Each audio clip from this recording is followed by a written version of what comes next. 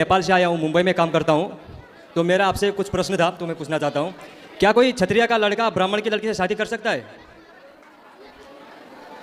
करने को तो आजकल कोई भी किसी से कर रहा है, लेकिन धर्म इजाजत नहीं देता। और नहीं देखते, वो बोलते हैं कि पितरों को दर्पण नहीं कर सकते। अभी आपने बोला कि चतुर्वर्ण से ऊपर के ब्राह्मण, क्षत्रिय और शूद्र और वैश्य जो भी हैं गुण और कर्मों के विभाग से होते हैं, तो फिर गुरुजी ऐसे कैसे नहीं बोल सकते कि नहीं हो सकता है? तो गुण कर्म इसको इस श्लोक को पढ़ा है आपने? हाँ पढ़ा है गुरुजी, इसकी मैंने। व्याख्या पढ़ी है? हाँ पढ़ी है। क्या लिखा है? ब्राह्मण का चरित्र है ज्ञान फैलाना, और वो उसका चरित्र है और ज्ञान है। ठीक है। क्षत्रिय का कर्म है कि वो सबकी रक्षा करे, शूद्र का कर्म है कि व्यापार करना, और वैश्य का कर्म है कि सबकी सेवा करना, उन तीनों के। ठीक है।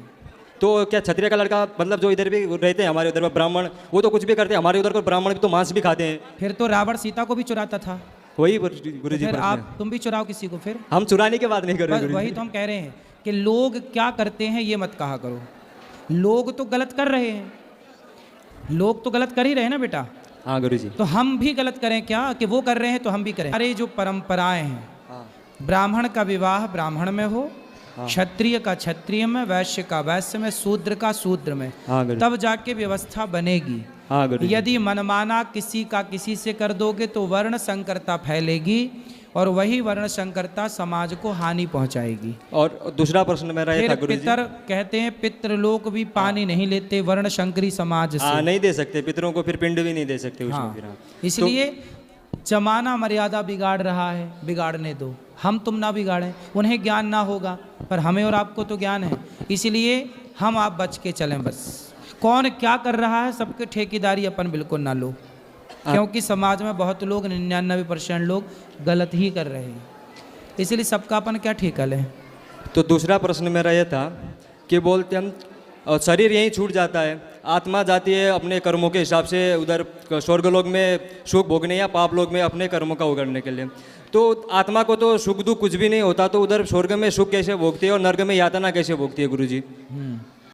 आत्मा को सुख दुख नहीं होता, पर ये बताओ कि आपको सुख दुख होता है कि नहीं? हाँ होता है। हम कैसे होता है? मन जैसा रहेगा वैसे ही, मन को सुख लगेगा तो सुखी रहते हैं, दुखी रहता है तो दुखी रहते हैं। हाँ। इसी को कहते हैं सूक्ष्म शरीर। हमारे पास 3 शरीर होते हैं।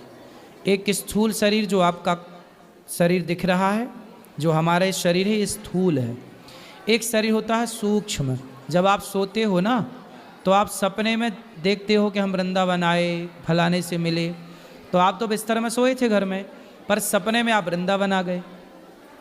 तो कौन आया? आप ही तो आए। हाँ पर सपने वाले शरीर को भी तो कुछ नहीं होता ना। सपने वाले शरीर को सूक्ष्म शरीर कहते हैं। हाँ उसको भी तो कुछ नहीं होता है, आवाज कोई भी अभी बताएंगे उसे क्या बोलते हैं? सूक्ष्म शरीर। सूक्ष्म शरीर। एक और शरीर होता है कारण शरीर, जिसके कारण हमें मनुष्य का जन्म मिला, या कुत्ते का मिला, या स्त्री का मिला, या पुरुष का कारण। तो जब हम मरते हैं तो हमारा ये शरीर तो चिता पे जल जाता है, तो यमराज किसे लेकर जाते होंगे, नरक या स्वर्ग? हाँ वही प्रश्न। वही है सूक्ष्म शरीर, जिस शरीर से आपने सपना देखा था। सपना जब आप देखते हैं तो सपने में सुख भी होता है और दुख भी होता है। सपने में तो शरीर को सुख या दुख नहीं होता ना गुरुजी, उसमें आप सपने में जो मेरा शरीर है उसको आप कुछ काट भी दोगे तो दर्द नहीं होगा गुरुजी। सपने में दर्द तो नहीं होता, पर ये बताओ कि सपने में शेर दौड़े तो आदमी चिल्ला के उड़ जाता है कि नहीं? हाँ उठता है। फिर सपने में रोता है कि नहीं, हंसता है कि नहीं? हाँ या ना? सपने में भी आभास तो होती है ना बेटा। कई बार सपने में स्वप्न दोष होता है।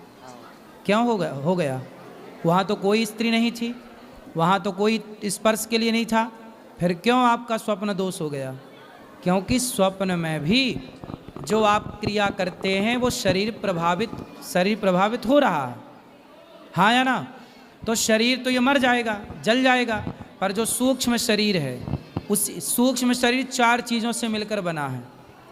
मन, बुद्धि, चित्त, अहंकार। कबीर जी कह रहे हैं कि माया मरी न मर मरा, मन मरा मर मर गया शरीर, आशा तृष्णा ना मरी कह गए दास कबीर। तो हमारा जो मन है वह मन ही यमदूत पकड़ कर ले जाते हैं, भोक्ता बनता है, और जब अगला जन्म मिलता है आपको तो वही सूक्ष्म शरीर लेकर आप फिर पैदा होते हैं। ये शरीर बदलता है पर सूक्ष्म शरीर कभी नहीं बदलता। तो एक और लास्ट प्रश्न था मेरा गुरुजी, जो भी महिलाएं हैं तो उनका मानसिक धर्म होता है, तो उसमें उनको अपवित्र क्यों बोला जाता है गुरुजी? अपवित्र नहीं महिलाओं का बोला मानसिक जाता। धर्म होता है जो, अपवित्र नहीं बोला जाता। हमारे उधर वो पूजा नहीं कर सकते, खाना वाने को छू नहीं सकते कहीं भी। ऐसा है ना, उसका बेटा एक साइंस है, विज्ञान, समझते हो ना? हाँ समझते हैं गुरुजी। आज के 100 साल पहले क्या पक्के घर होते थे? नहीं होते थे गुरुजी। आज के 100 साल पहले जंगल बहुत थे, और जंगल में भेड़िया थे, शेर थे और हिंसक प्राणी थे, पशु पक्षी थे या नहीं थे गुरुजी? थे। उस जमाने में आज की तरह ना, जैसे स्त्रियां जब मासिक धर्म आता है तो आज ना बहुत सारी व्यवस्थाएं हैं मासिक धर्म को, वो ब्लड जो निकलता है उसे रोकने के लिए। उस जमाने में ना पहले ऐसी सुविधाएं नहीं थी। क्या होता था कि महिलाएं कपड़े का प्रयोग करती थीं आज के 100 साल पहले मासिक धर्म में, रक्त के संचार को रोकने के लिए कपड़े का। फिर वो कपड़ा कहीं ना कहीं धो करके सुखाती थी, तो जो महिलाओं के जो खून निकला उस खून की गंध से वो आ जाता था और महिलाओं को अटैक करता था। इसलिए हमारे पूर्वजों ने कहा कि जब मासिक धर्म आए तब तुम्हें घर से बाहर नहीं निकलना है, तो गुरुजी मंदिर नहीं जाना है, उस समय कार्य नहीं करना है, ठीक है?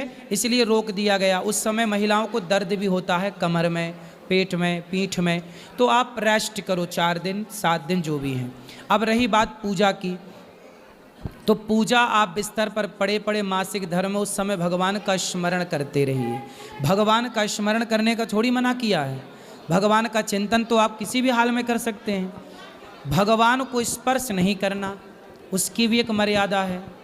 जब मासिक धर्म होगा तो स्त्री अस्वस्थ होती, उस समय स्वस्थ नहीं होती, वो दर्द से प्रताड़ित होती है, उस समय उसका मन पूजा में लगेगा ही नहीं। तो उसके लिए कहा तो आप पूजा ना करो, चुपचाप बैठ के केवल कमरे में भगवान का ध्यान करो। तो उस समय ध्यान की है, स्पर्श की पूजा का विधान नहीं है। ये सब चीज़ें बहुत साइंटिफिक हैं। उस जमाने ये सब आज थोड़ी बन गई, आज तो सब चीज़ों की व्यवस्था हो गई है। आज के 100 200 साल पहले महिलाएं कांच लगा के साड़ियाँ पहनती थीं। आज भी महाराष्ट्र में स्त्रियां साड़ी को कांच लगा के पहनती हैं, ठीक है? आज जो प्रयोग चलते हैं स्त्रियों के लिए, ये पहले नहीं था। पहले अलग तरीके से बहुत ज़्यादा तकलीफ थी पहले के टाइम पर। और सुनो, पहले के टाइम पे तकलीफ क्या थी कि घर में पानी भी नहीं था, कुआं जाओ साफ करने के लिए। अब देखो महिलाओं को रक्त संचार जब होता है तो 2-2 बार 3-3 बार उसे साफ करना पड़ता है। अब ये बताओ कि उस समय पर कुआं थे, तालाब थे और नदियाँ थीं। घर में टोंटी वाला पानी तो नहीं था कि नल खोल और पानी घर पर अवेलेबल था। तो उस समय पर पुरुष उनकी देखरेख करता था, पुरुष तालाब से नदियों से पानी उनके लिए लाता था, पुरुष जिनको जो और अन्य महिलाएं थी वो उनका साथ दिया करती थी। आजकल के लोगों को ये लगता है कि देखो हमें रोका जा रहा, हमसे ये नहीं करा। उसके पीछे साइंस तो समझो, भला भी तुम्हारा है। तुम्हें 7 दिन रेस्ट के मिल रहे हैं, रेस्ट क्या नहीं कर रही हो मन लगा के? आखिरी सवाल गुरुजी जी, क्या कोई लड़का खुद से बड़ी उम्र की लड़की से शादी कर सकता है? कितनी बड़ी? 1-1.5 साल 2 साल? हाँ, 1 साल तक तो ठीक है। राधा जी भी बड़ी थी कृष्ण जी से 1 साल। हाँ गुरुजी, सुना था। ओके गुरुजी, राधे तो राधे। आपको करनी है बड़ी उम्र की लड़की से? नहीं गुरुजी, मैं बस पूछ रहा था, मन में सवाल आते ही रहते हैं सोने के टाइम पे, तो अभी मैं बोला आपसे मिले तो आपसे ही पूछ लेते हैं सवाल सब। आपकी ठीक है, 1-2 साल चल जाती है, 1 साल ठीक है। ओके, ज़्यादा 10-20 साल बड़ी से ना कर लेना। हाँ,